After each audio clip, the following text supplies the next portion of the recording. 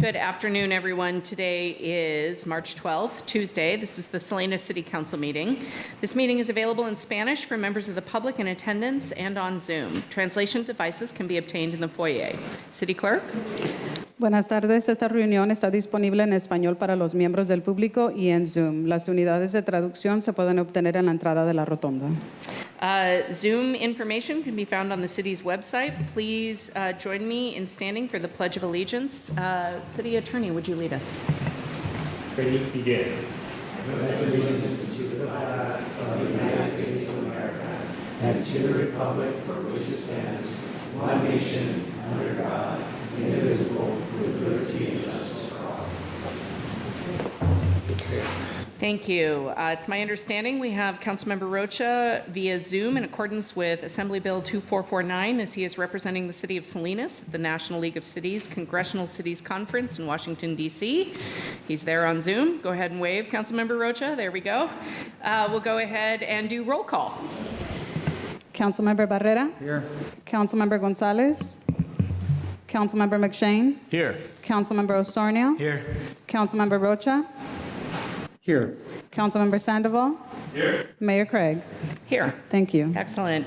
All right, we're going to go ahead and go into closed session. Item D, the public employee performance evaluation has been canceled. We will go ahead and receive public communications from the audience on closed session items only.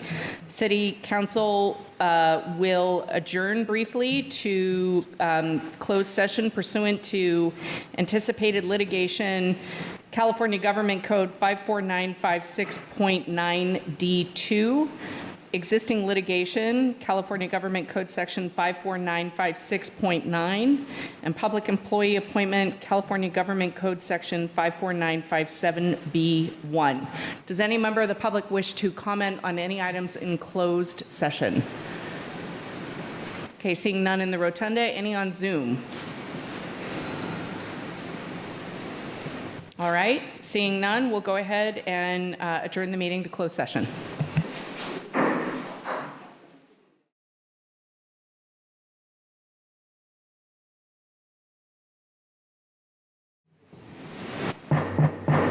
All right, we are back in session at 6:10 p.m.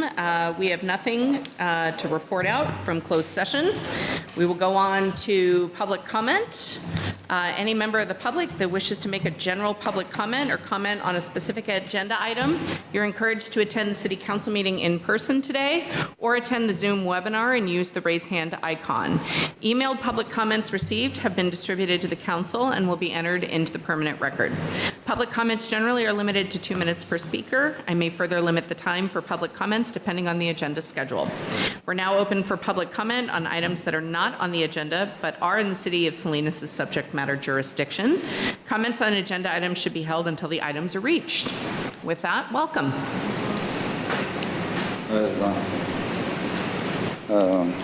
We have Robert Hur the following week, so we're going to continue our investigation. And I always point out that there are 4 facts that are never going to change.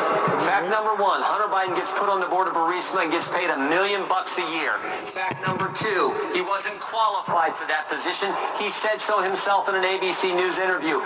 Fact number 3, Mr. Zolochevsky, the CEO of Burisma, asked Hunter Biden, we're under pressure from the prosecutor in Ukraine. Can you help us? He calls his dad. 3 days later, fact number 4, Joe Biden goes to Ukraine, conditions the money, the loan guarantee money, on the firing of the prosecutor and gets the prosecutor fired. The very prosecutor who, by the way, was investigating Burisma, the company Hunter Biden sat on the board of, made $1 million. So those facts are never going to change. That, to me, is the biggest concern. But some facts that did change, and maybe I can ask you for a real quick answer on this because we're just about out of time. One of the main witnesses who began this whole thing, Alexander Smirnov, went down and it blazed the federal charges that he lied. Jamie Raskin says it's time for Republicans to fold up the, quote, circus tent and go home. What do you say? He wasn't a main witness. He doesn't change those 4 facts I just talked about. Mr. Raskin, a few months back, said this was a trusted, confidential source that was paid over 14 years by our government, by the FBI. Chris Chris Ray said the same thing when he told us we couldn't see the 1023 form where this confidential source gave information to the FBI that they recorded. We couldn't see it because it would jeopardize the safety of this source. Now they arrest him not once, but twice. So maybe he is lying, but there's some things that seem strange here. And again, remember in 2016 it was Trump-Russia collusion. In 2020 it was, oh, the laptop's a Russian information operation. We know both of those things were garbage. Well, here they come again, third presidential election in a row. We'll have to see. All right. Mr. Chairman, thanks for joining us. Appreciate it. You bet. Thank you. Thank you. Any other member of the public wish to comment on items not on today's agenda?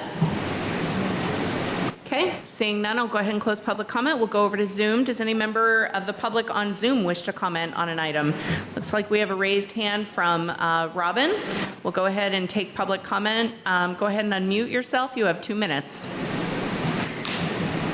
Good evening, Mayor Craig, council members McShane, Barrera, and Orsonio. Each of you have continued to publicly and often contentiously affirm your support for our police department. To all council members, but especially those previously mentioned, I have this question for you. The ceremony that transpired on February 20th of this year was for a very tragic event that took place at the end of May in 2023. For the remaining 7 months of 2023, why is it that none of you acknowledged the bravery displayed by our police department? During the last council meeting, questions were raised about the fact that our city is giving $1.5 million to local charity groups without requiring transparency and accountability from said groups.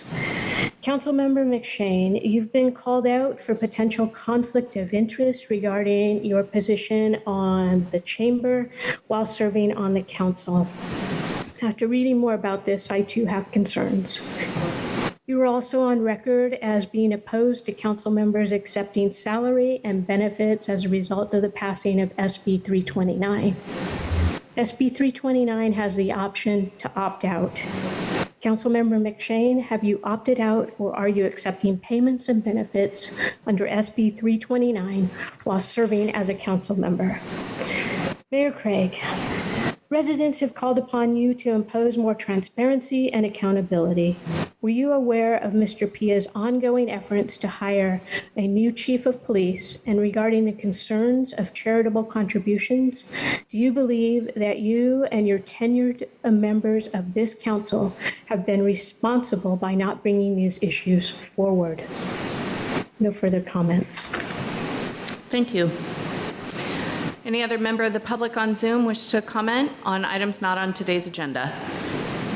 Okay, seeing none, we'll go ahead and close public comment. We'll go on to our first public hearing, 24-109, general plan amendment, rezone, conditional use permit, re-subdivision, and minor modification to conditional use permit 1977-031 to construct a 36-unit, 100% affordable senior housing project located at 98 Kip Drive. And we have Tom Wiles, our senior planner, here to give a presentation. Thank you very much, Mayor Thank Craig. you. Council members. The application is General Plan Amendment 2023-01, rezone 2023-01, conditional use permit 2022-059, re-subdivision 2022-06, and minor modification to conditional use permit 1977-031, MM 2022-019 to construct a 36-unit, 100% affordable housing project located at 98 Kip Drive. The project site is located at 98 Kip Drive, and currently is the applicant is Chispa Incorporated. The property owner is Rector, Wardens, and Vestrymen of St. George's Parish. The site is currently zoned public, semi-public, and this is the entire site here currently. The applicant is requesting a proposal for a general plan amendment and the 2301, rezone 2023-01 conditional use permit, re-subdivision and minor modification to a conditional use permit.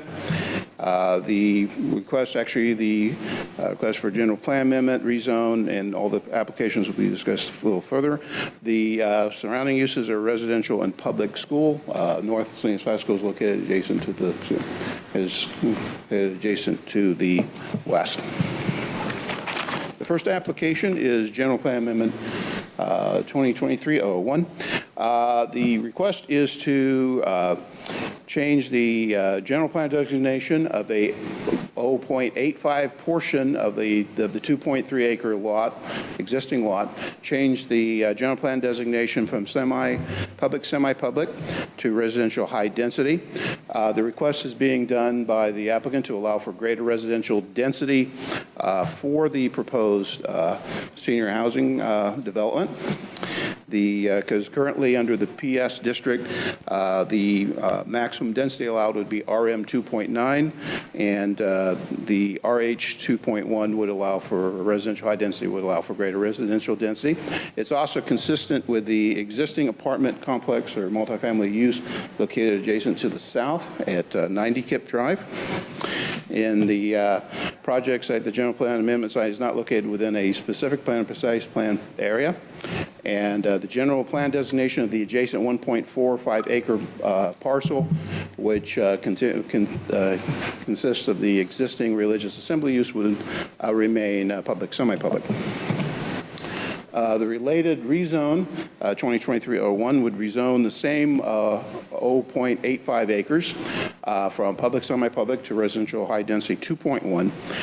It would allow for increased density. As stated earlier, the existing PS or public, semi-public zoning would allow for only a maximum density of RM 2.9, and it would allow for RH 2.1. And actually, the difference is that under the PS, if you have one unit for every 2,900 square feet of lot area, the density increase would go from 1 unit for every 2,100 square feet of lot area.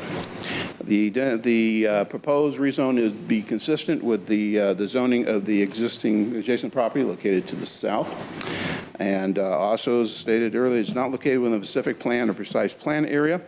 And the zoning designation of the adjacent 1.5 acre parcel or site would be, with the religious assembly, would remain the same at PS.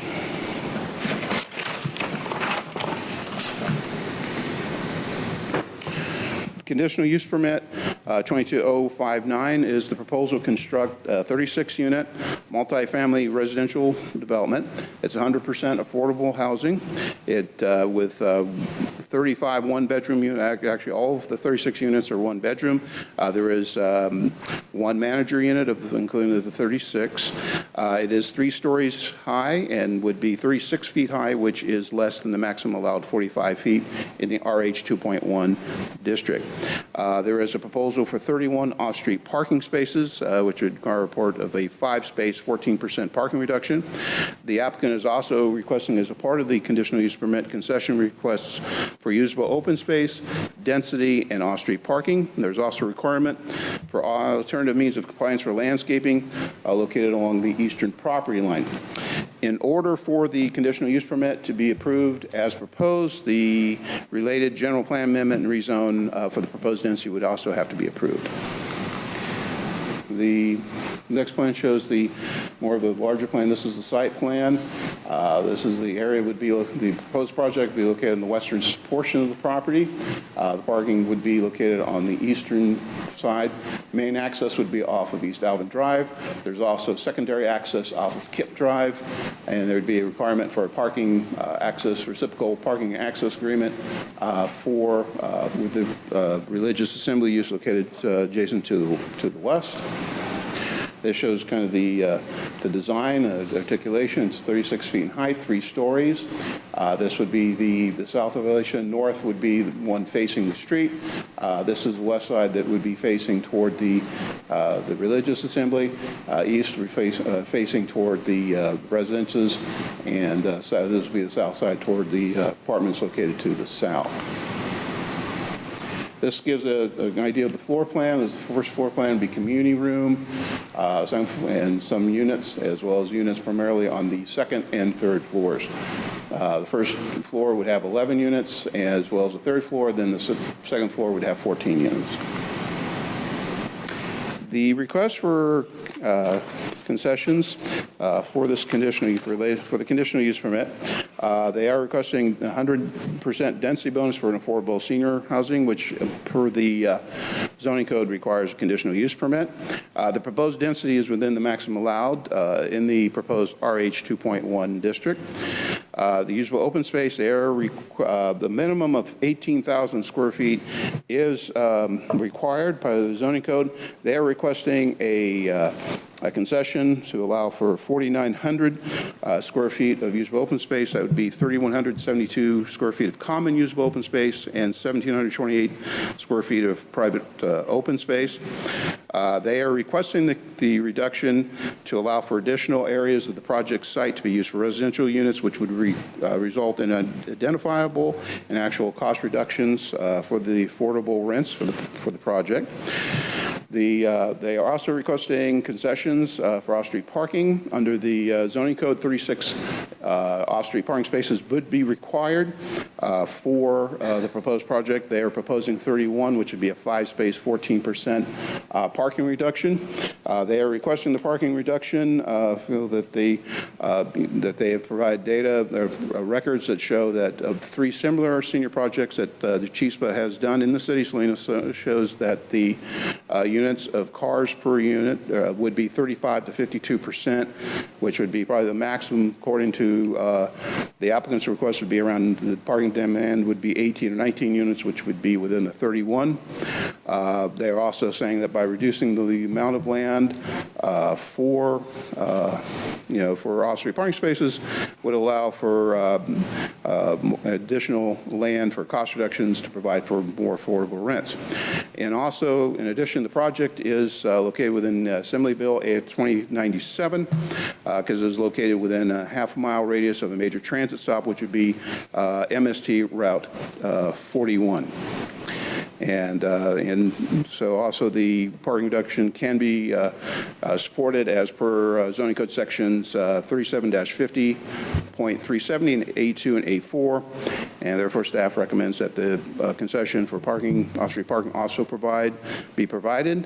They are also having to do an affordable housing plan since it exceeds 10 residential units. 3 of the units will be very low, and 32 will be low income for low-income senior residents, and the duration would be a minimum of 55 years.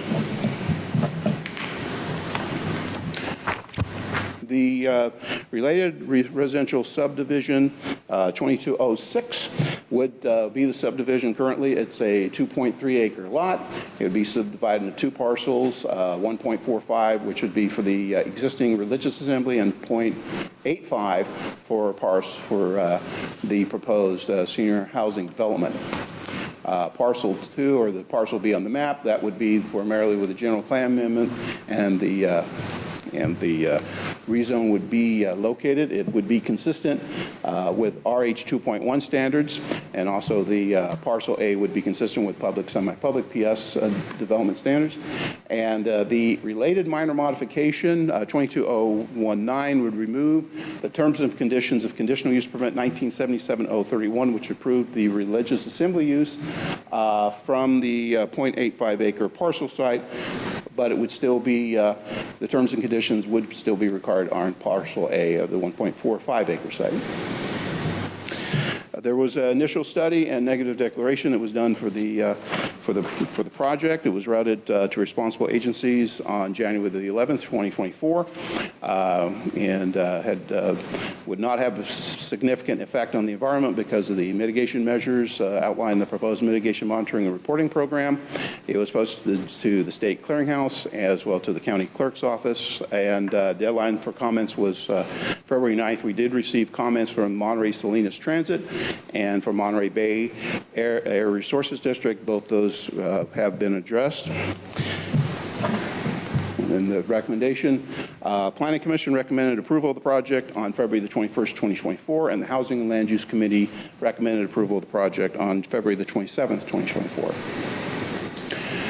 So recommendation of staff for these projects at 98 Kip Drive is that the council approve a resolution adopting the proposed mitigated negative declaration, mitigation monitoring and reporting program, approved general plan amendment 2023-01, approved conditional use permit 2022-059, approved re-subdivision 2022-06, and approved the minor modification to conditional use permit 1977-031, or minor modification 2022-019, and also introduce and adopt an ordinance to approve rezone 2023-01.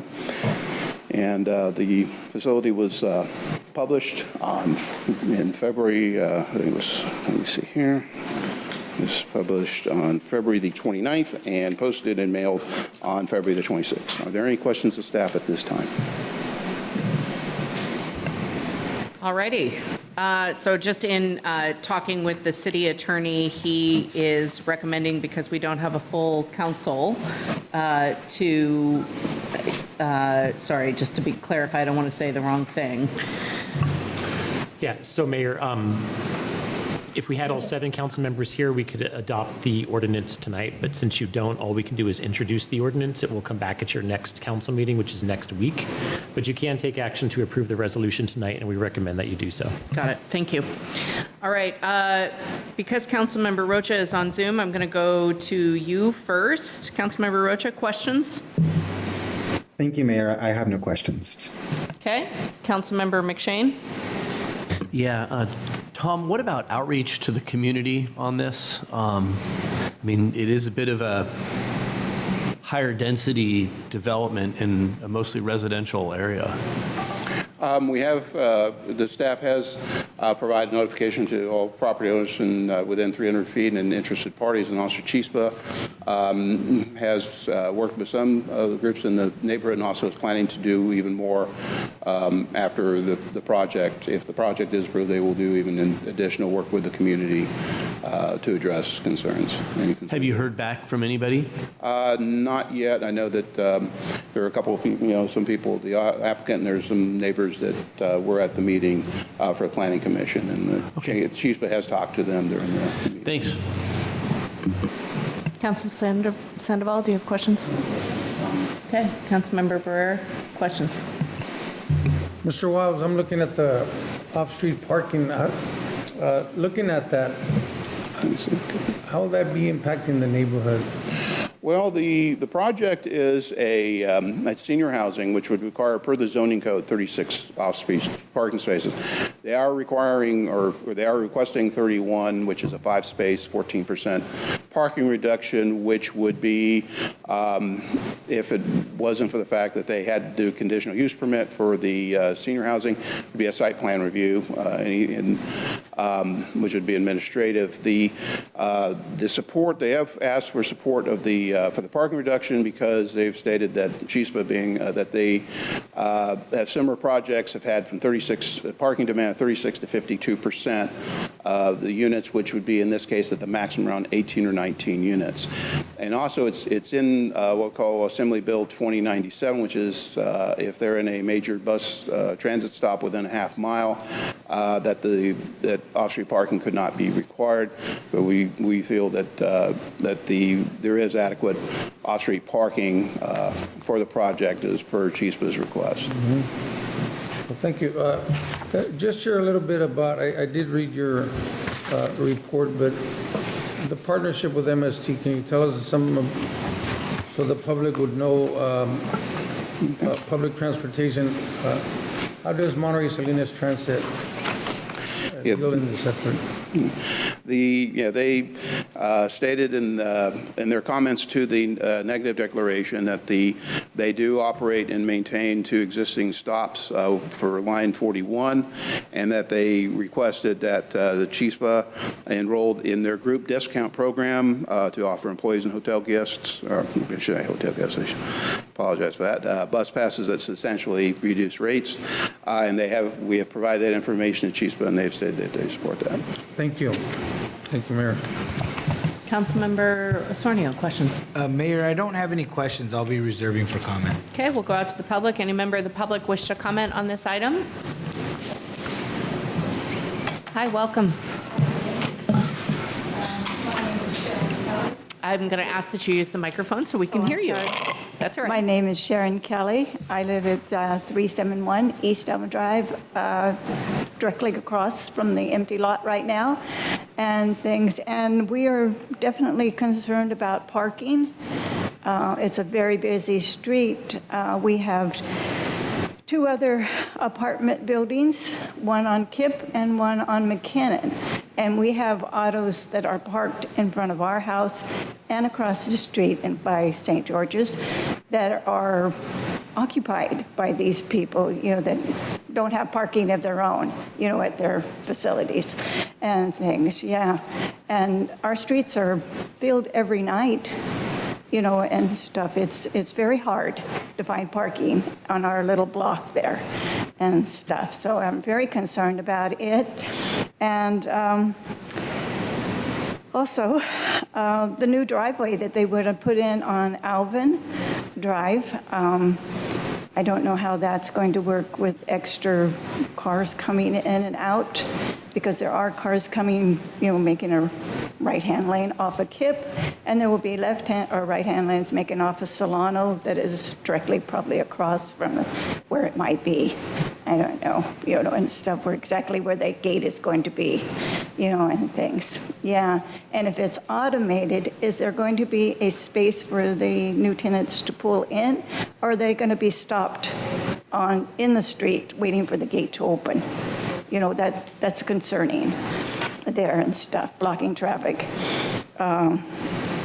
Let's see here. The crosswalk that is there on Alvin going across to Solano, is that going to be affected with its safety light? It's been very helpful for the high school students and junior high students that we have that walk past our house. Oh, I'm sorry. I'm out of time. Thank you. I'm sorry. No, you. That's okay. Hi, welcome. Hi, my name is Yolanda Frazier, and I live at 369 East Alvin, right next door to Mrs. Kelly. She's been there 50 years, and my mother-in-law, she's been there over 30 years. But we have the school, our concern is with the school, like in the morning, I have a camera that's on our driveway. When school's in session, when it gets ready around from 8 o'clock to 9, there's like traffic with the bus. It's just the parking is bad. Even sometimes people are parked in our driveway because my thing goes off on the driveway to let kids out. And then even after school, I mean, it's a lot of people. And then also with when produce comes back in town, you have a lot of the workers that live inside of the apartment complex. The street is just jam-packed on both ways. And now that it's 2 lanes, it used to be 4, so that there's the bike lane, it's even worse, So pretty much that's all I have to say. Thank you.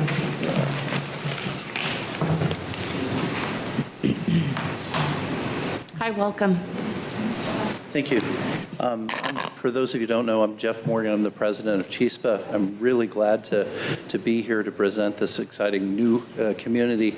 And I just wanted to say I've been actually working in this field for over 20 years. And one of the things I did was work exclusively with seniors in a previous life. I actually built Salinas Gateway Apartments just up the way. And like the report said, I support everything that they said in the report in terms of parking. My experience is about half a space per unit is what's typically needed. As a senior, a lot of times what I've seen is people don't drive at the peak hours, they wait. Folks are retired, so they tend to leave at different times. So if you're going to talk about a population, in my experience, that hasn't had as much of an impact, it's usually the seniors. And a lot of times, as we give those transit options, and I'm very used to working with transit agencies to try and provide all kinds of transit services, and we have about 50 different partners we work with to help provide other services. People make a choice about the income that they have. On a fixed income, sometimes, rather than spend $5,000 to $10,000 a year on insurance and gas and repairs, they allow the use of the transit so that they can free that funding up for medical and for other things to improve their lives. So we're absolutely, right now, I've been working with Ms. Kelly and Yolanda that you just heard from. We're going to be having a meeting with them later on. I'm a little new here at CHISPA, but I definitely know the senior community, and I'm very open to being of service. And thank you so much for considering this community. Thank you. Any other member of the public wish to comment on this item? Okay, seeing none, I'll go ahead and close public comment internally, go over to Zoom. Any member of the public wish to comment on this item, please use the raise hand function. Okay, seeing none, I will go ahead and close public comment. I'll go back to council members for comment, and we're seeking a motion on the resolution and just the introduction for the ordinance. I'll go with Councilmember Rocha. Final comments? Thank you. I really want to extend my gratitude to Chispa for your work on this project. Senior citizens, more and more in recent years, have become regrettably more likely to experience housing insecurity. And it's a real sad place to be in this country. And it's really a failure of policy that our senior citizens are oftentimes to the brink of losing their home.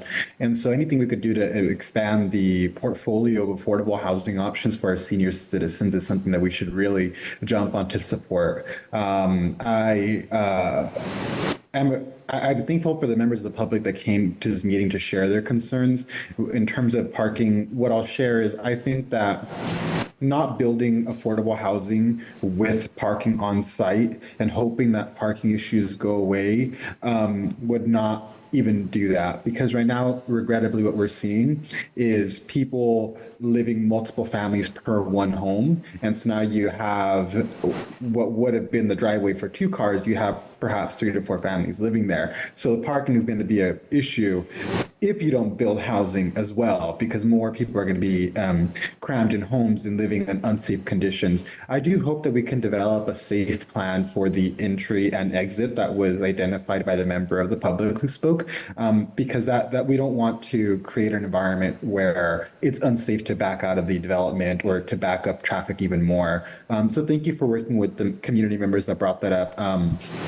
And I'm sure Mayor Pro Tem Osornio would say the same as I'm about to say, is when you have that community meeting, please invite me. I'd be more than happy to be there to listen to what the residents' concerns are, work with you to create a plan that addresses these issues to the best of our ability. But ultimately, as it relates to parking, we need to work aggressively to bring in more funding for public transportation options, because we are a very car-reliant society.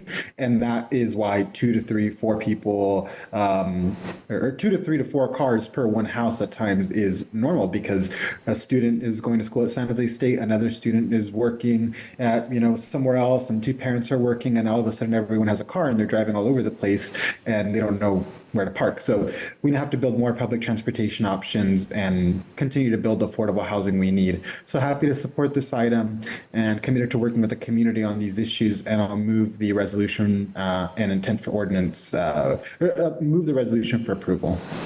Second. Okay, motion made by Those are all my motion made by Councilmember Rocha, seconded by Councilmember Osornio. We'll go on to Councilmember McShane for final comment. No, good. Councilmember Sandoval. Yeah, I think I echo Councilmember Rocha's comments about the community meeting. We've talked about community outreach and what that looks like for many months, I think probably many years. And I'm just going to just remind or again request us revisit our communication policy and outreach policy so we don't keep having the same conversations or frustrations from our residents. And as we address parking across our city, it's also a reminder to bring back a solution to the third parking space, which I know a lot of residents wish they could park in that additional space but are not allowed to. But thank you, Mr. Wiles, for all your work.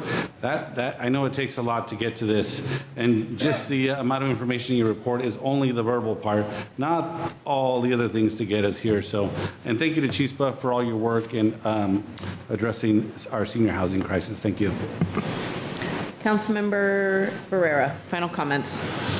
Yes, thank you, Mayor. Well, I want to thank Mr. Wiles for the report. I want to thank Chispa for being a good building partner. I think Chispa has a history of building communities, building neighborhoods, and I appreciate your willingness to meet with the concerned homeowners. I mean, they've invested many, many years in that neighborhood. I am always happy to see stories when bless you, City Clerk. I'm always happy to see when families get a key to a home, or a child can say, I have a bedroom. Or even seniors. Imagine there's a lot of seniors for different reasons, they end up unhoused. And we need to take care of our seniors. And I think Chispa's doing a great job doing that. I mean, you've proven that year after year. With the parking situation, we do have a lot of cars.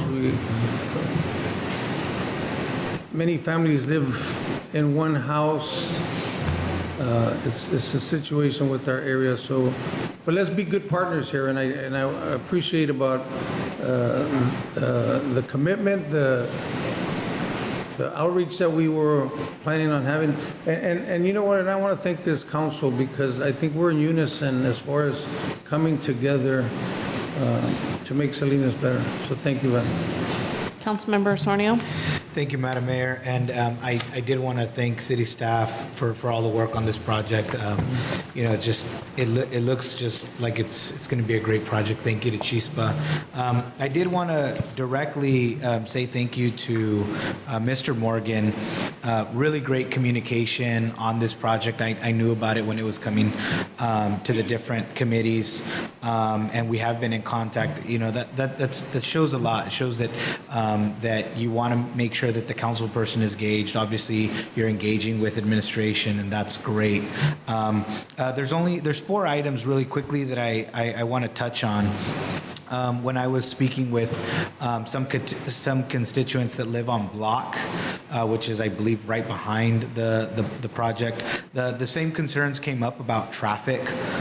So just traffic on Elvin and also traffic on Kip. And then just the concern, and I don't know if this is maybe something that city staff, but I know we can probably touch on it as well, but the fact that it goes from 2 lanes to 1 lane, I believe, right in front of North Salinas High, and I'm assuming that the speed limit must be about 25 miles per hour around there, but just the entrance to the entrance of the apartment complexes is just something that they wanted me to highlight, just to kind of put it on the radar.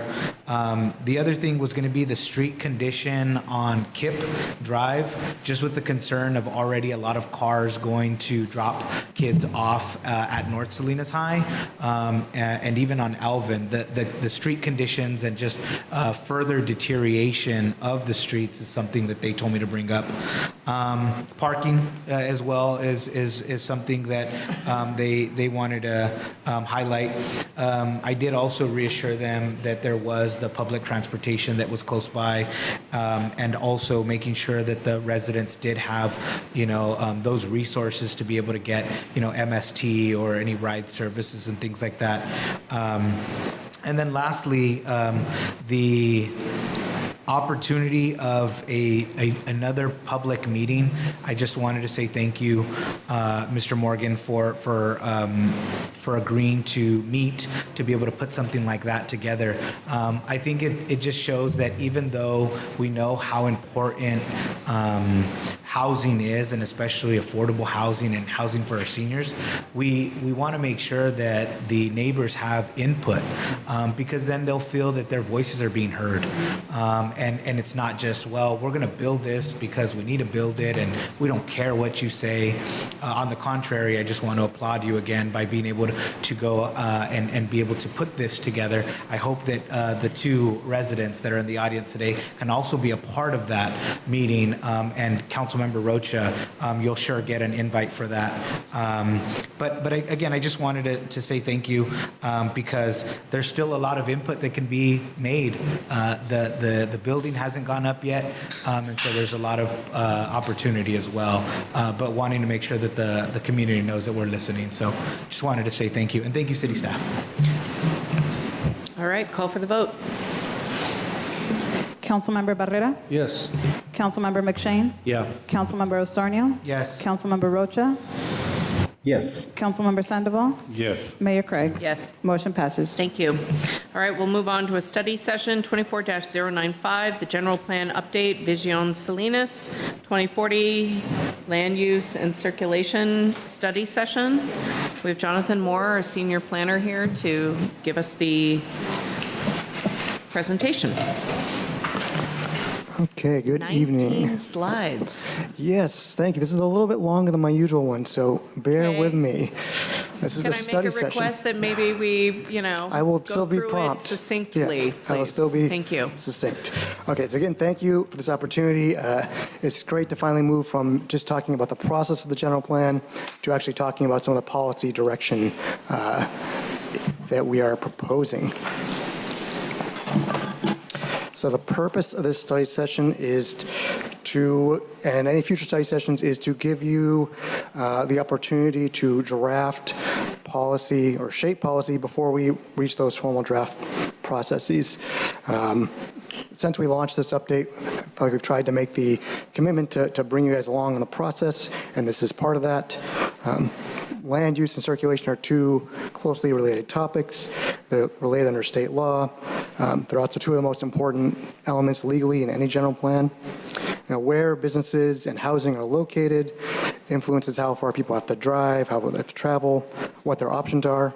And streets, highways, bike lanes, all that, they not only connect destinations, but their size and design also impact how places feel, how we experience those places.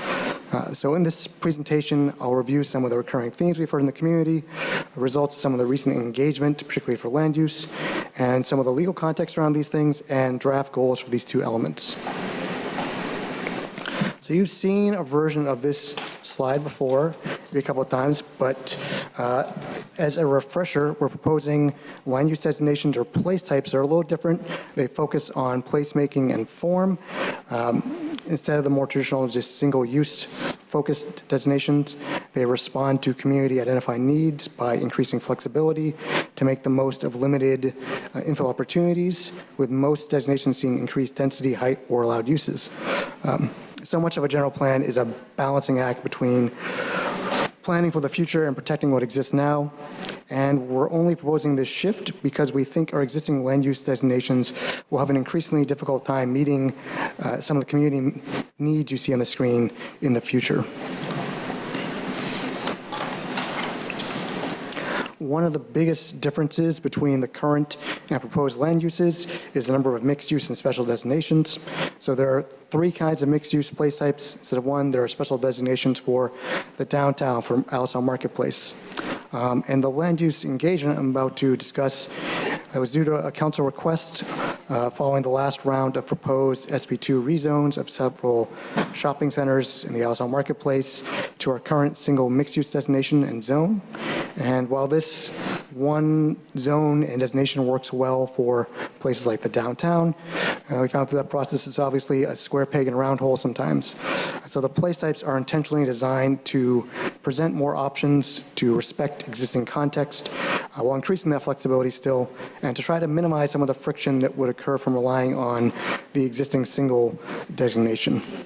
We're also trying to, again, set the stage for a zoning code update that results in something that allows new opportunities and is easier for the community and staff to use.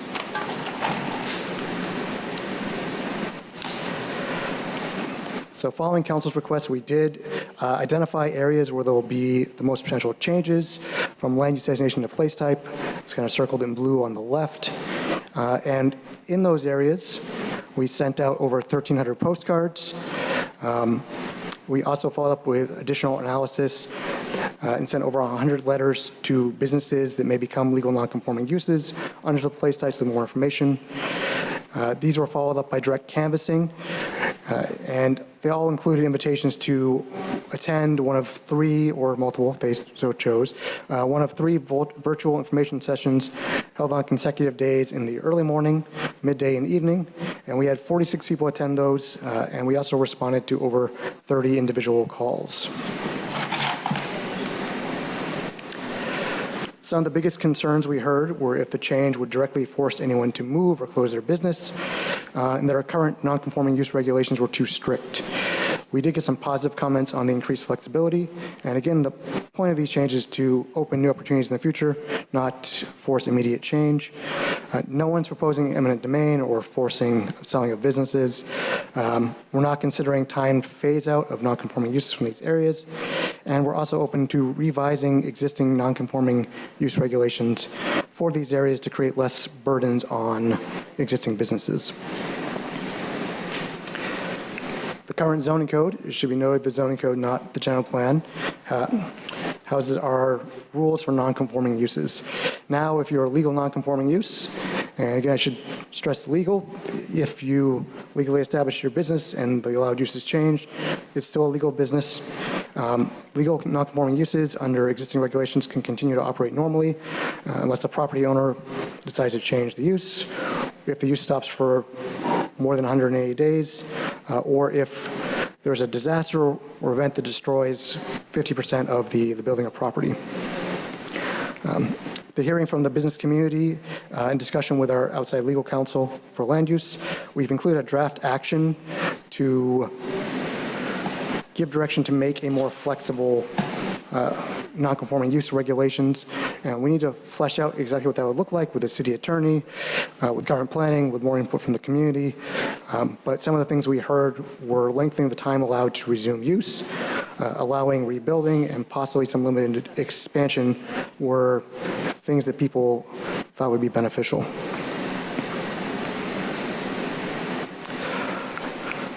In the larger picture of the land use element, we have 3 draft goals right now. Goal 1, support a balanced, diverse, and equitable land use pattern, provides a wide range of jobs, housing, recreation, and services. That really closely correlates to the play sites, what we've been talking about. Actions in there try to promote more mixed-use housing. Coordinating investment on underserved corridors and continuing the EDE's impetus on economic development through land use. Goal 2 is really about our infrastructure. Infrastructure is one of the required topics of the land use element. That's really on improving our sewers, our stormwater, industrial wastewater, those things to meet our existing and future community needs. We have capacity problems in a lot of those areas, and as a growing community, it's important we continue to find ways to invest in those services. And goal 3 is kind of a carryover from the current general plan, supporting the development and continued evolution of the Salinas Municipal Airport. And we're going to shift gears here and talk about circulation, starting with some of the things we've heard, which should look familiar to a lot of people, because I know we hear a lot of things in our regular council meetings, including the need to fix the sidewalks, maintain the roads, safety. We've also heard that congestion is a problem, but also that if people want to actually use alternative transportation options, we need to make them more robust and convenient and actually feasible to use in daily life. And we've also heard from our business and industrial community that logistics and shipping is constrained by access to 101, by some of our road conditions, so improvements are needed there as well. And as for what circulation element actually does, under state law, it must show our major transportation routes and facilities, plan for a multimodal network, and it has to coordinate directly to the land use element. As well as containing policies, it defines roadway classifications, where they go and what they can look like. Going back to that intersection between land use and transportation, our current classifications, like the one on the top there, don't really show potential surrounding land uses or main details outside of the lane width. And in this current plan, and I'm sure in the past some thought did go into those things, but we want to make that more visually apparent in this general plan, not to lock in final designs, but to show a range of possibilities and show how these things relate to each other. Transportation planning is one of the areas where state law has changed significantly since 2002. The Complete Streets Act back in 2008 was what required cities and counties to modify their circulation elements to plan for a balanced transportation system that meets the needs of all users. The big one, SB 743, changed the basis for determining significant environmental impacts under CEQA from delay and congestion, known as level of service, to vehicle miles traveled, or how far you're actually going on your trips. These changes aim to improve community health and sustainability by making it easier to use transit, to walk or bike. Along with the general plan, we're also updating our VMT policy. We adopted an interim one back in 2020 that will be revised with this, eventually the traffic fee ordinance and related documents. We're also working on updating the active transportation plan, South Cheapside plan, so there's a lot of transportation planning going on in the city right now too. And Salinas is a growing city. Maintaining and mitigating VMT and congestion will be a continuing challenge as we continue to grow from a small rural town to a more modern city, especially with anticipated build-out of Northrop Boranda, other industrial areas. It's something we're going to have to manage and mitigate the best we can. But these laws are going to change how we think about our future transportation network, especially from what was proposed in 2002. Things like the Western Eastern Bypass are probably infeasible sustainably and financially. The costs alone in mitigation would be nearly equal to construction.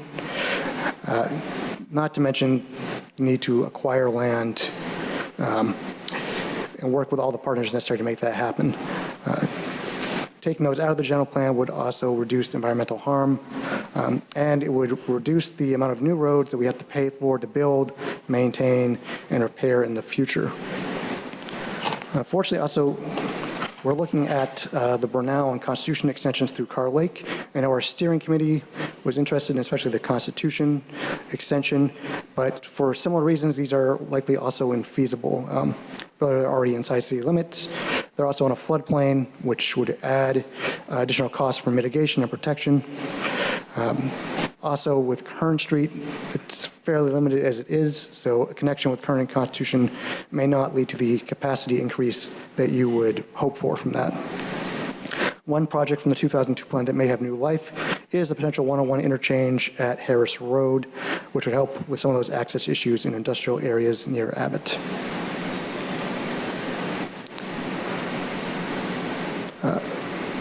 Using our land use build-out projections, our consulting team has looked at our projected future VMT impacts using residential per capita as an example here. Our land use changes will help keep the per capita per individual impacts roughly the same. We are seeing a lot of growth would be in those future growth areas, but we still have to do more to reduce those overall, especially to meet potential climate action goals and other state legislation around those topics. While we can't use congestion as a metric for measuring environmental impacts under CEQA, no one likes to be stuck in traffic. We know this. We want to help and do stuff to mitigate that as well. We're looking at capacity, and there are limited opportunities on our existing streets for expansions or signal improvements, but we're going to include those. But really, we need to think about that multimodal shift, how we can make that happen, because the capacity is just going to get more limited as we continue to grow. A lot of that comes back to those VMT mitigation options. Implementing the active transportation plan once it's adopted, working with MST to fund and increase transit services, doing smaller travel demand things like providing those transit passes, encouraging remote work, which I know is very hard in our community. That's not an option that most people are afforded. Car and van pool and other programs like that, because these things typically take up less room on the street. They're healthier, and we just don't have enough room to expand if everyone continues to use a single car like we do now. Similar to our land use and infrastructure element, we have three broad goals in circulation. Provide and maintain a safe integrated circulation system. It meets the current and future needs of the community for all modes of travel. That includes implementing things like Vision Zero, looking at congestion. Goal 2 is really around those VMT things I just said, and encouraging that mode shift, working with partners such as MST and TAMSI to make that happen. And goal 3 is about supporting local economy through a circulation system that moves products safely and efficiently. So still want to make business happen and help support our logistics and local economy. That was a pretty big whirlwind. So we are still planning additional outreach events, an open house and climate action plan webinar later this spring, early summer.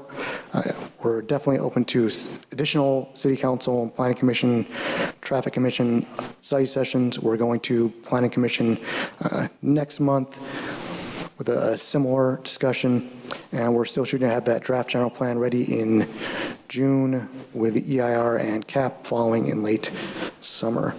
And kind of what you have now is that policy framework for these things, but we're still working on drafting all the narrative and connective tissue that bring these together as we go forward. So with that, that concludes my journey through these, and I'll turn it back over to you guys. Thank you. 19 slides in 17 minutes. Good job. All right, with that, this is no action. It's a study session item only, so we will ask questions and comments and nothing to approve. Councilmember Rocha, questions? Thank you. My question, and I think it's probably because of the fact that I'm in DC right now talking about federal funding, stuff like that, but how are these changes in alignment with the state's goals and the federal government's goals pertaining to transportation and land use? And would they make us more likely to be able to be more competitive when it comes to receiving grants for transportation and land use issues? Great question, and short answer is I think so. It will largely depend on what administration we have going forward, but there is renewed focus on some of these things, on making transit and these other alternative modes of transportation possible. And I think actually on the land use side, that kind of reform is gaining some bipartisan appeal as well. So that helps us on that front. And I know we also have Adriana in here too. If I've badly flubbed this and you think there's a bunch of stuff, let me know, but I think we're good for now. And we are, of course, just as a plug, working closely with Public Works on all the general plan, but especially these two elements. So. And thank you. And especially as it relates to land use, how does that align with our housing element that we submitted to the state? Is it supporting our efforts to be more supportive of the kind of housing we need locally and creating an environment that supports that? Yeah, definitely, 100%. With what was adopted and found substantially compliant, probably mentioned before, but still the only housing element in Monterey County to be found substantially compliant. This really bolsters that because it was a big challenge to find enough sites and units to have any kind of surplus under our existing RHNA or that target housing goal. And this would help boost the capacity on most of those existing sites and add a couple new ones too. So it helps make that possible. And it's, again, we'd be extremely fortunate to hit on 100% of that building goal. So the more opportunities you can put in that pipeline, the more chances you are to actually see this sorely needed housing. Thank you for your answers, and thank you for your work. Those are all my questions.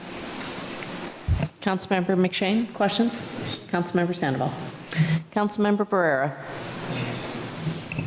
Well, there's no doubt that there's been a lot of work on this study session, and thank you to all the staff that have sincerely been involved in this.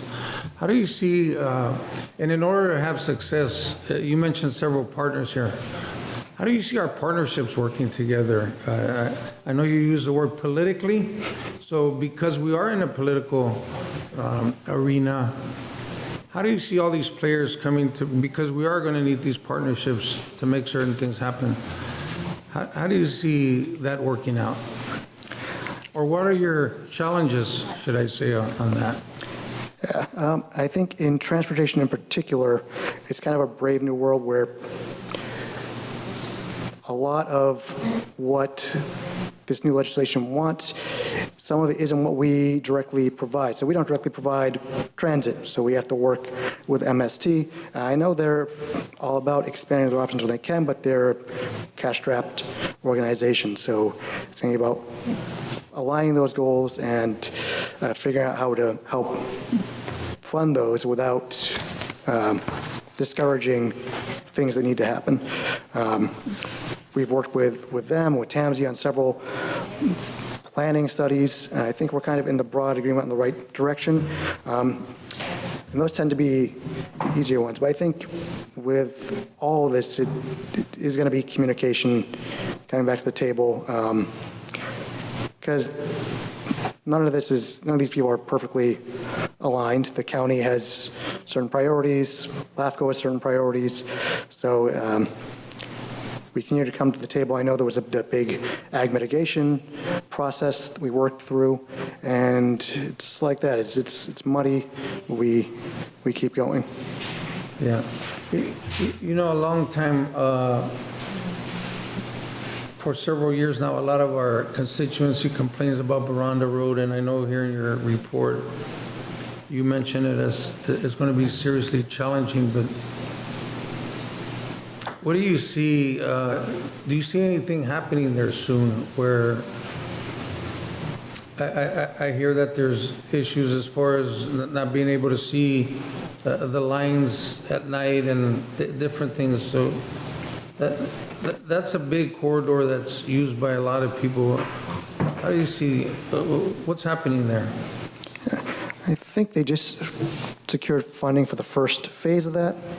And that does highlight some of the bigger issues. Adrian, I can provide more details, but that's so expensive. That kind of highlights some of the bigger issues in funding these major new infrastructure projects. It's so expensive now. Yeah. I think if I understood correctly, your question comes more on a maintenance of the roadway. Obviously, we try to address it in various ways. We do have, and we will be coming to you later this year with like the restriping, so the prioritization of restriping and looking at all our corridors and where we need to do that maintenance work and where we need to focus our monies for that maintenance work. Thank you. And thank you for your report. Councilmember Sonia? No questions. Okay. I'll go out to the public. Does any member of the public wish to comment on this item? Okay, seeing none, we'll go over to Zoom. Does any member of the public on Zoom wish to comment on this item? If so, please use the raise hand function. All right, seeing none, I'll go ahead and close public comment. We'll come back to council members for final comment, no action. Councilmember Rocha. Thank you for your hard work on this. It's really important for us to have zoning policies in place that promote equitable communities and the planning of equitable communities. So really appreciate that. And also a focus on, how to have safe zoning for transportation reasons. And hopefully we could even move towards becoming more of a pedestrian and bicycle friendly city as well. So really the kind of zoning that we have in place contributes significantly to the quality of life for our residents, and also puts us in a better position to secure much needed state and federal funding. So thank you for all of your efforts on this. I greatly appreciate it. Thank you. Okay, Councilmember McShane. Thanks a lot, Jonathan. The public engagement's the most important part of this. I know you're making the best effort you can. I see it on social and digital. And thanks for making efforts to come to council and update us along the way. I think previously, I know I talked to the city manager a little bit about this. These things can kind of wait until the last minute. So coming to us in bite-sized pieces leading up to approval is real good. So thanks. Councilmember Sandoval. Just want to commend you and the amazing community engagement. I think this could be a good basis for how we do community engagement in all our different areas. So we've got a great team. Just want to say that it's not me. Thank you. Councilmember Burr. Well, then I'm going to ask you, since it's not you, who is it? We got Monica Gremlin over here. Comments section, not questions. I'm just Donovan's been our manager, Donovan Ortega, so we have a great staff, and I know they work collaboratively, and Sophie helps us as well. So there's a lot of people. Councilmember Sandoval gives them a thank you for all your great work. Councilmember Thank you, Mayor. Osornio, final comments. Thank you to the whole team. Appreciate the That's us too. All right, thank you very much for the presentation. Appreciate the succinctness of it and certainly the thoroughness of your succinctness. So, thank you. All right, we'll go ahead and deem that report received. We'll go on to the consent agenda. There are 5 items on consent. The March 5th minutes have been tabled. Anyone want to pull an item for separate voter discussion? I'll start with Councilmember Rocha. No, Mayor. Okay, Councilmember McShane. Okay, Councilmember Sandoval. Okay, Councilmember Barrera. 082 and 128. Okay, Councilmember Osornio. 082 and 128. Okay, I'll seek a motion for the remaining items. Motion to approve. I'm sorry, got to go out to the public before I make a motion, apologies. Any member of the public wish to comment on any items on consent? Okay, looking at Zoom, any members on Zoom wish to comment on consent? Seeing none, we'll go ahead and close public comment. Now I'll entertain a motion. Motion to approve. Thank you. Second, for the remaining items on consent, ID 143, 136, and 084. Call for the vote. Councilmember Barrera? Yes. Councilmember McShane? Councilmember Osornio? Yes. Councilmember Rocha? Yes. Councilmember Sandoval? Yes. Mayor Craig? Yes. Motion passes. For clarification, my city manager's calling me out on this. ID 143 are the minutes of 217, 220, and 227 only, correct? Yes, ma'am. Okay, thank you. So that is correct. All right, we'll move on.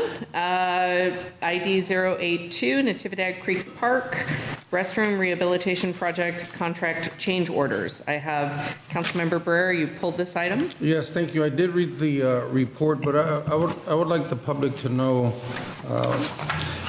every time there's restrooms at our parks, you know, I'd like the public to know sometimes things happen, but there's inconsistencies. Can you just tell us about the contract change orders, please?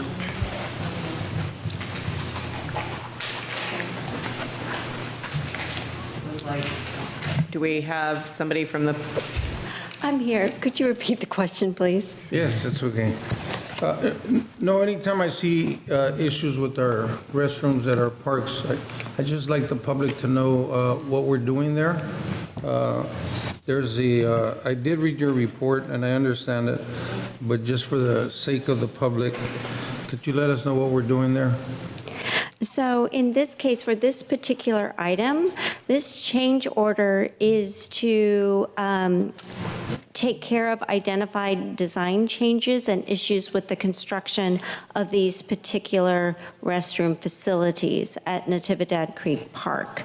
The actual maintenance and service of restroom facilities in our public parks are handled through the Parks Division, through our Library and Community Services Division. Thank you. So this should, and now with Ms.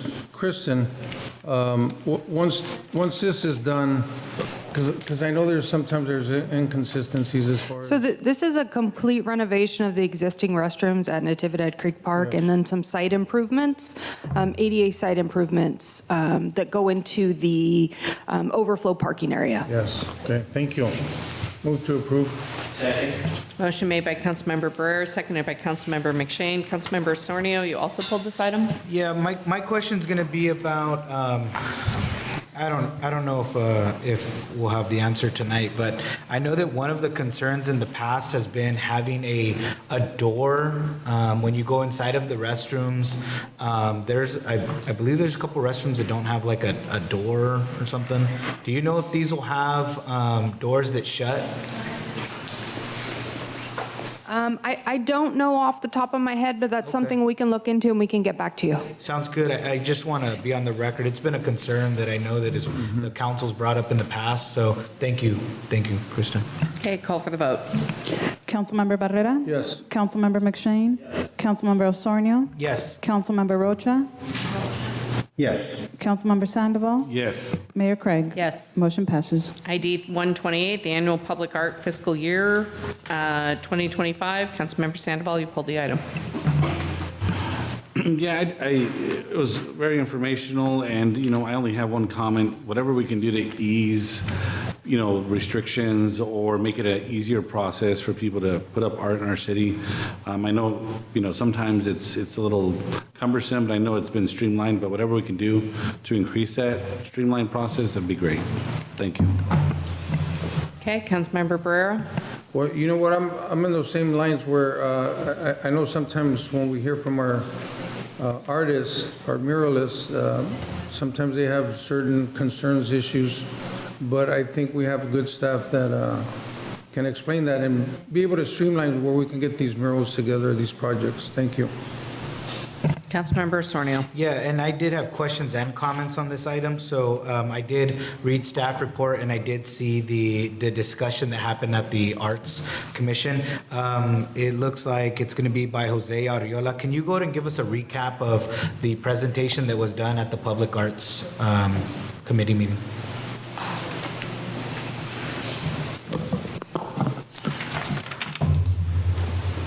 Okay, absolutely.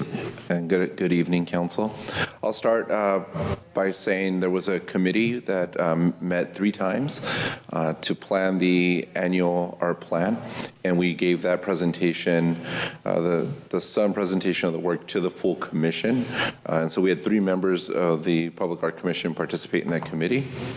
And our presentation, with the limited funds we had, was to offer the Public Art Event Grant, which they've done the last 2 years at an increased rate. So I think we started off in year 1 with $5,000. Then last fiscal year, we offered $7,500. And this fiscal year, it'd be $10,000 in matching grants to community members who wanted to do a public art event of any type of art within the city of Salinas. Thank you for that recap.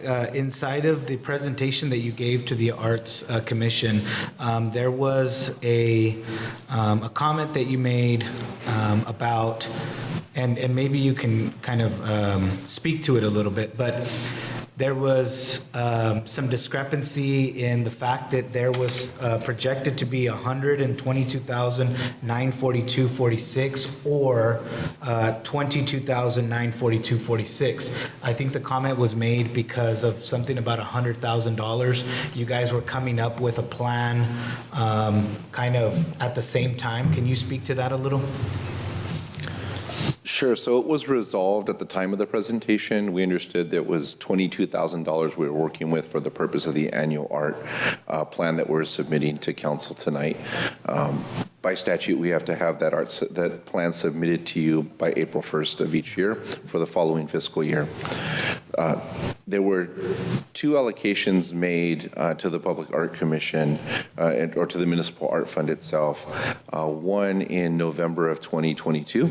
That was a $100,000 one-time allocation from a fund of unused funds from the previous year that council did in November of 2022. Now that spendable fund balance, I believe it's called. And so that money we look at that as separate, and we have another committee that's working on spending that on an art project as directed by the council. That plan isn't done yet, but we're working on it. There was, at the time in May of last year, the council made a recommendation and approved a resolution to increase funding, increasing the allocation of from 0.5% to 1% of eligible CIPs annually to the Municipal Art Fund. Now, in addition to that, at the dais, this wasn't in the resolution, it was also stated that council wanted an additional $100,000 annually allocated to the Public Art Commission. Now, because it wasn't in the resolution, that allocation didn't occur this past year. However, we're remedying that through the budget process and making sure that this next year that does occur, and it will continue to occur years after through the budget process. When you say it wasn't in the resolution, I guess I'm not understanding. If we say, if we voted on it here, wouldn't that just automatically put it in there? So it's in the minutes of the city council meeting, but the resolution's written before the meeting happens, and that decision was made at dais, so at the dais by council. It wasn't something that staff had presented as part of the original resolution. Now, many times after, staff will take that recommendation made at the dais and get it somehow into either a new resolution or some amendment. That just didn't occur for whatever reason this the last time. And so we're making sure it happens again through the budget process, and hopefully we don't make that oversight again. Okay. Thank you for that. The question that I have is going to be the $100,000 that you spoke about in November of 22. Just to be clear, has that $100,000 been spent yet? No. It's still in the municipal art fund, but in the staff report, I don't reference it as part of the current balance because, again, we're using that for a specific project as directed by council on its own. And so we were just looking at the balance that existed there. That comes from, as noted, that comes from the CIP allocations annually. Okay, thank you for that. This may be a question for the city attorney. Chris, is there a way that, I guess how can we now make sure that there's $100,000 after today's meeting? I mean, that was something that was one of the requests from council. How can we make sure that that happens, maybe even as a part of this recommendation, making sure that that $100,000 is allocated as soon as this goes into play? If it's something that was already allocated, I think that I'm going to defer to your city manager as to where that money went and why it's not or still in that account. So it's a good question, and I don't want to give any answers that get ahead of it. I know Kristen and I talked through it today. Do you have any insight of that, Kristen, or do we get No, back but I do have a potential solution. As Jose mentioned, we have requested $100,000 as part of this upcoming budget process. We could amend that to a $200,000 request that would solve the $100,000 that didn't make it originally, and then we could go from there each annually year to make sure that we request that $100,000. I would buddy that. My only concern with that would be that when would the request come in? Would that be part of the budget? Okay, so then that happens in July, we're in March. Is there any way that we can get that allocated sooner than that, City Manager? So the budget process will take place it's been taking place since December. So thank you to all the city staff that have been involved in that. You'll hear from us in May and we'll adopt in June. I don't see the need to advance it based on not a project waiting today, but I do hear you. I was going to say offline, I have to ask a couple questions as to why a minute order wasn't used at the time for the 100,000, some other things, but you have our assurances that we will work this out.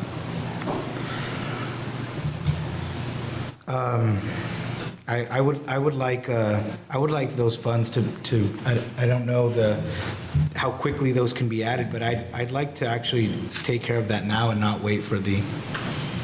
So any project would have to come back to you, as I understand it, Director Lundquist. And so, although we can do that if we have a project before the budget process, but let us go offline rather than play a game here that I don't have an answer to just yet. Are there projects in the queue, Kristen, that we have 100,000 waiting? No, not at all. And we'd have to do an RFP and some other, stuff to request proposals. And we do have a subcommittee that's currently working on some potential project ideas. So we would eventually have those projects, but we don't have them ready just yet. And I guess what my concern is the fact that this was added almost a year ago. For me or for them? And the reason that a plan didn't come in front of us right now is because nobody was alerted that this $100,000 wasn't in play. So this presentation in front of us would be a completely different presentation if we would have known that we were short $100,000. That's my concern about getting this in that account as soon as possible. And as somebody that sits on the dais to make these decisions, I don't feel comfortable with us spending more time and not making sure that that $100,000 is in that account so that we don't have to waste any more time and you guys can go ahead and put these plans together at your guys' discretion. I don't know if I have support on council, but I really want to make sure that these funds are in that account with this recommended motion. I support that. Okay, we will take your request. It's not on the agenda to add 100,000 today, but we hear you. Okay, so I'll need a motion to approve the plan as presented with staff direction to bring it back for an additional $100,000. City Attorney, is there a way that we can put the allocation of the $100,000 into this motion here and it be allocated as soon as we vote on it? Councilmember, because it's not on the agenda, you can't, but the direction that you've provided was to the city manager to find those funds, make sure it gets into that account, and confirm that with the city council. Okay. Okay. Yeah. All right. We have a motion and a second. I'm going to go ahead and call for the vote. Mayor, I have a question. I understand we've pulled the item and we now have a motion and a second, and you didn't pull the item originally. I'm going to go ahead and call for the vote. I did pull the item originally, Mayor, and I'd asked for me to be able to ask a question. All right. Go ahead. Yeah, If you pulled the item, I apologize. Yeah, I did. Thank you. And perhaps I know that the process is lengthy for RFQ, and maybe as we discuss this in the future, possibly opening up that money for grants or other art, instead of maybe I don't want to say structured plan, but where we're getting proposed. Is that the same process? The small grants awarded for different arts, is that the same process? The same is what the same like process. RFQ, what are you referring to when you RFQ as far as what kind of scope of projects are you talking about? So right now, the grant is relatively small, right? It's $10,000 we're allocating. And so it's an RFP. We've done this one before, but keep in mind this same commission is also planning a larger project with another $100,000. So there is a lot going on, and the bandwidth of both the commission and staff allocated there's a lot to do already. So we're not. Though with more money, there would be bigger plans. It could all only move so quickly, given the bandwidth we have currently. The RFQ could be larger, and it might be the similar process. I think that's one thing you might have seen change. Had there been more money, it would have been a larger grant opportunity for residents. But what we presented here was for the $22,000. Great. And do you think, knowing that for next year, the $200,000 will be manageable to make sure that money gets spent? We'll always do our best to put forward a plan we think we can execute. Okay. Thank you. Call for the vote. Councilmember Barrera? Yes. Councilmember McShane? Yeah. Councilmember Osornio? Yes. Councilmember Rocha? Yes. Councilmember Sandoval? Yes. Mayor Craig? Yes. Motion passes. Okay, councilmember reports, appointments, and future agenda items. I'll go to Councilmember Rocha. Thank you. I'm going to share my thoughts on something that has been, a topic of discussion at our council meetings, last couple meetings. There hasn't really been an opportunity to address it, but I think it's important for us as a team, as a body, to be honest with each other and also to make sure that we are doing our part to be respectful, accountable to the public. It pains me a lot when I hear residents from the city come to our council meeting and say that a comment was made at a meeting, a city council meeting that they attended, that they perceived to be racist, to be hurtful. And we as people are all going to do things at times that perhaps we did not intend to, but it's important for us to own up to that and to step forward and say, if I offended you, and that if it wasn't your intent to offend, to apologize. And so, as a person of color, as a Latino, someone who was born and raised in the city, I would really ask Councilmember McShane to please apologize to the community for his comments made at our city council meeting that said that some zip codes handle conflict with a knife and other zip codes handle it with strong talk. I think that perpetuates very harmful and racist stereotypes in our city. And certainly we should take the moment to hear that pain in the community and make our effort to address it. And so I'd ask you to please apologize to the community for that. So that was addressing that. I'm currently right now in Washington, D.C. I'll be meeting with our federal representatives tomorrow.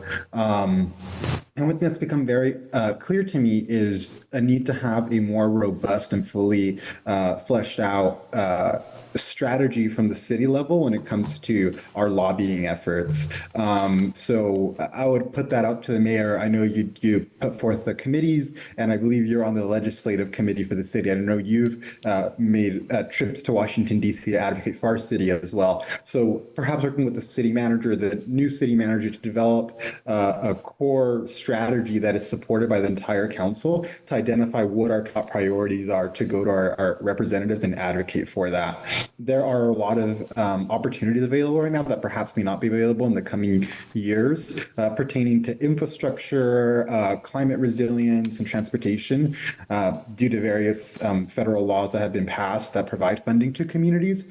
And National League of Cities is really focusing on a strategy to get the federal government to create these funding opportunities in a way that goes directly back to city governments, as opposed to using the state of California or any individual state as a pass-through. So really capitalizing on that is going to be critical for us. I've had a chance to meet with our state and federal lobbyists for the city during my trip, and I've communicated my interest as one member of the council. I'm not speaking on behalf of the entire city, but as one member of this council, my interest on being able to identify funding for the second phase of the Baranda Road expansion. We have $17 million for the first phase, but we do know we don't have money for the second phase at this point, and that's critical. I've also brought up the concern about the fact that we don't have money for the new fire station that we need in the future growth area, that, as I understand, is going to be a $30 million project that we currently do not have a funding stream identified. So I brought that forward, but also I brought forward, especially to our state lobbyists, the fact that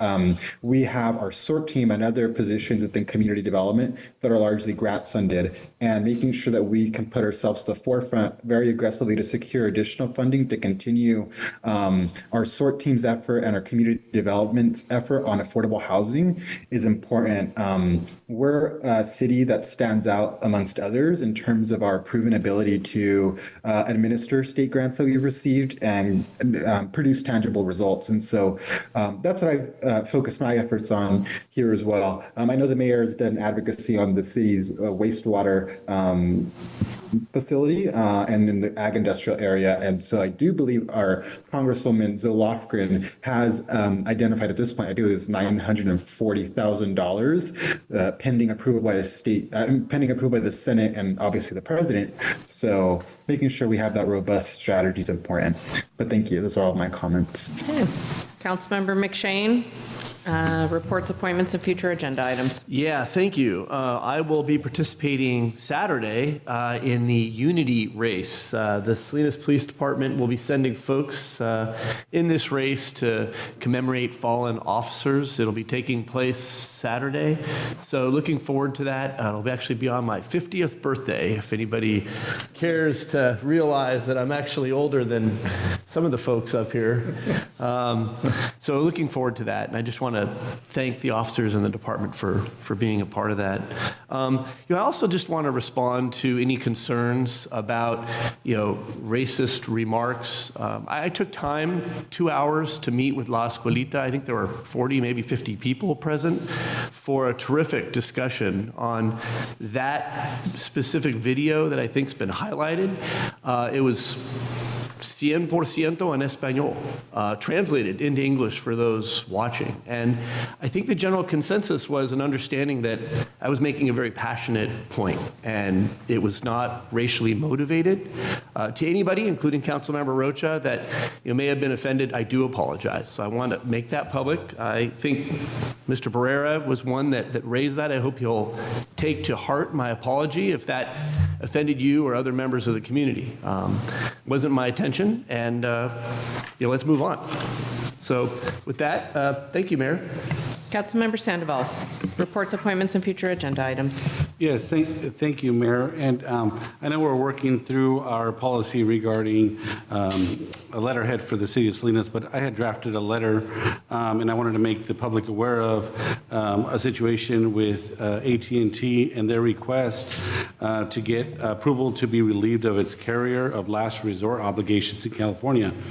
Granting this request would have detrimental consequences to the residents of these specific areas, particularly for seniors and low-income individuals who rely heavily on landline telephone service for their communication needs. Their effort is to remove landlines from a lot of areas, and for some residents, landline is the only form of communication. And so I'm not sure what approach would be best on sending a position to the CPUC advocating for our seniors and people of low income, but I'll look to the city manager for that in the future. And but we are under a timeline, so thank you very much. Okay, Councilmember Barrera.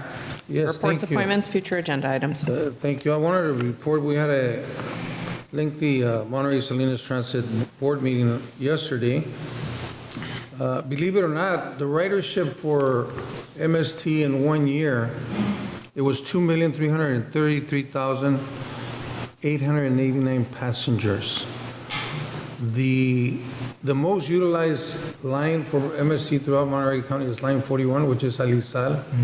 A lot of people going to Northridge, and some people taking the children to Monterrey. I'm very happy with MST and the things that they're doing. Sometimes we just think about a bus, but it's more than that. A bus is also a safety shelter for any children or anyone that feels unsafe on the neighborhoods. They can just run to a bus and get the assistance of safety that they may need. Also, the Alliance on Aging requested a bus transit passes. There are 400 seniors in our area that use MST on a monthly basis, and the board unanimously approved doing that with partnering with Alliance on Aging to really help our seniors with transportation. And not only that, but through Measure Q, 18 years and under, they get a discount, 75 years and older, individual disabilities, people that are veterans, and also our seniors. Also, our schools, they requested an extension for a school bus program, and the ones that are being impacted with this as well, taking advantage of the ridership, is Rancho Cielo, Digital Nest, and several of the high schools in Monterey County. So I want to thank MST and all the work that they're doing, and to the city as well for us being a part of that. MST is doing some good work. And just to the staff, I know sometimes on Tuesdays you're here late at night, but I think symbolically we're all a team here, from this council. We're all trying to do the best for our city. So I want to thank you for your service, for being here. You folks are the professionals. Sometimes we ask questions up here and you think, what's he talking about? Or what is that?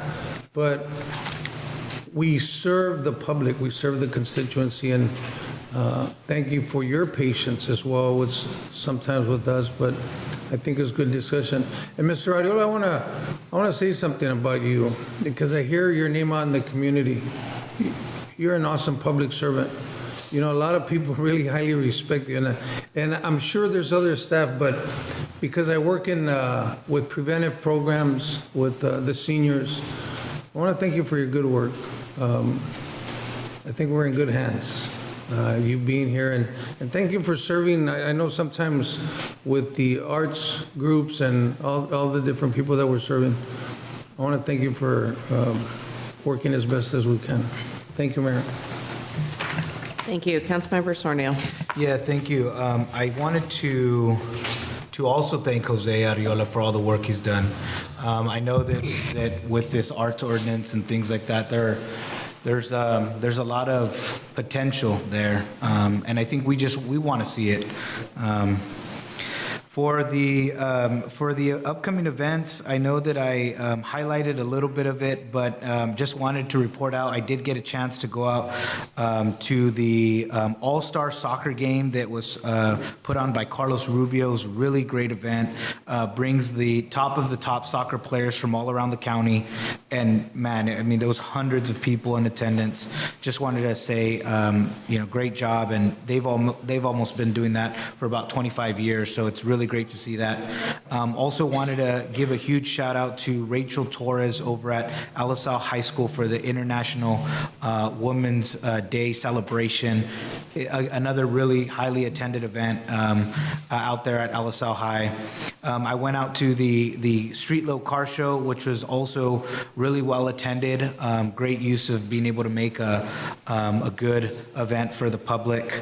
And then invitations to the Gill Basketball Academy. That's going to be coming up here very shortly. And if folks haven't gotten their tickets, I say you get some tickets. It's a fundraising event that the money goes back to kids in the Gill Basketball Academy.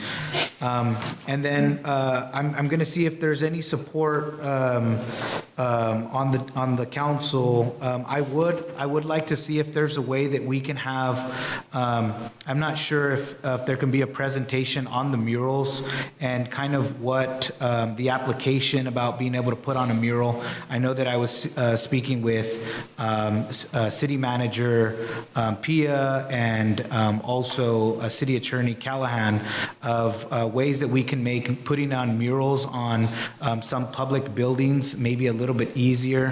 One of the examples that we used was a mural that a submission for a mural that was submitted by the Alisal Center for the Fine Arts that was supposed to go up on the corner of Gardner and Tout Street on one of the indoor swap meets right there, but there was a couple of things that needed to be updated. I think it was like facade, or there was some things that were out of compliance.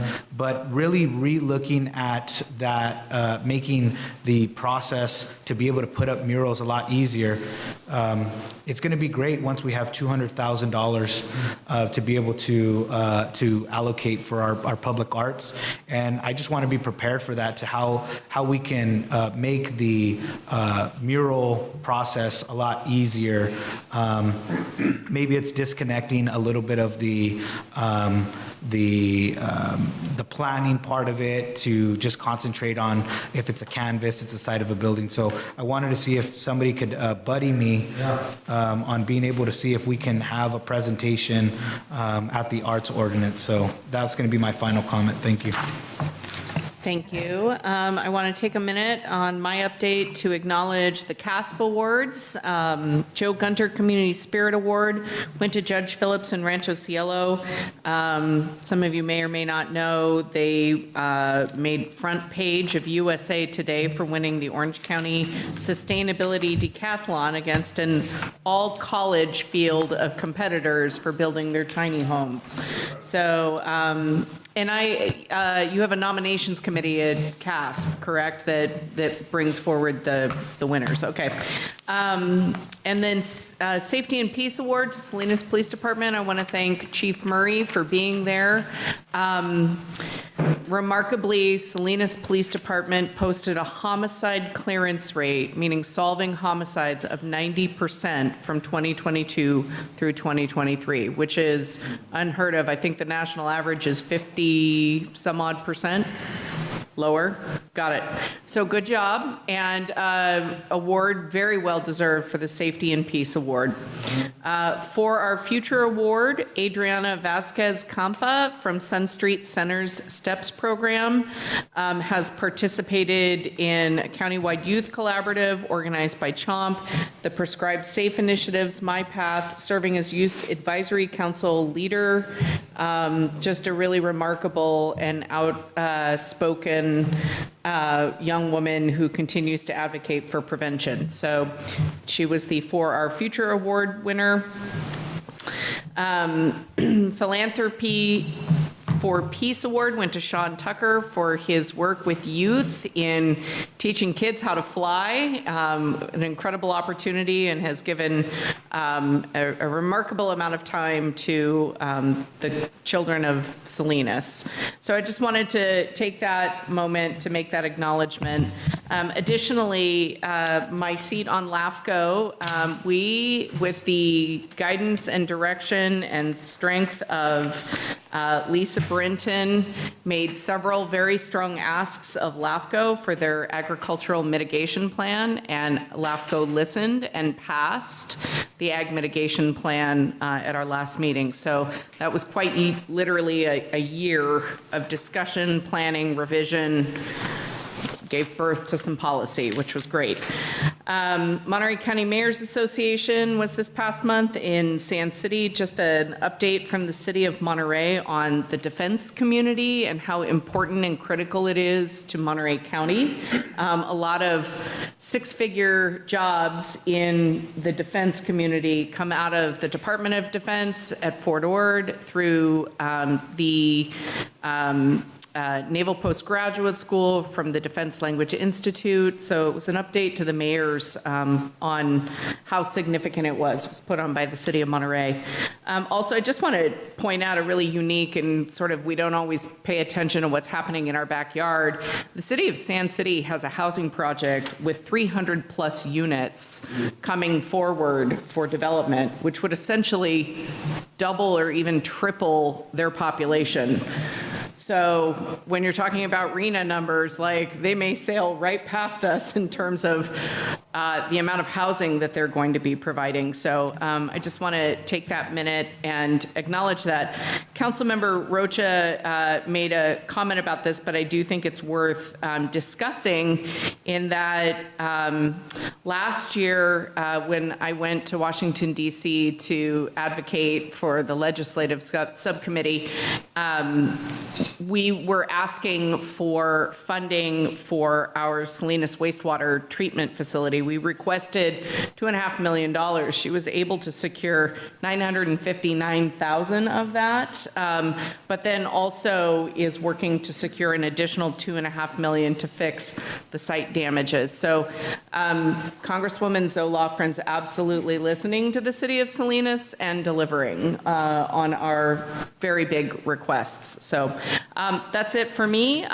This meeting is adjourned. Next meeting is March 19th. Thank you for being here.